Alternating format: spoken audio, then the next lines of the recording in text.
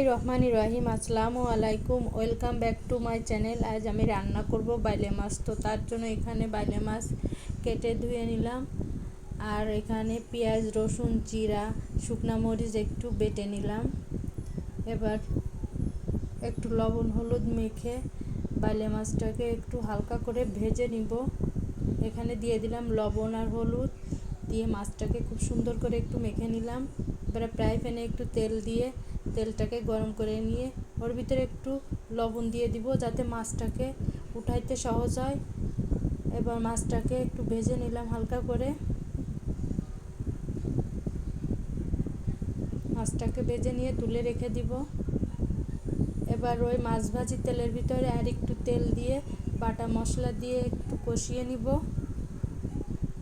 দিয়ে দিব একটুখানি লবণ আর একটু হলুদ দিয়ে মশলাটাকে তেলের উপরে খুব ভালো করে কষিয়ে নিব।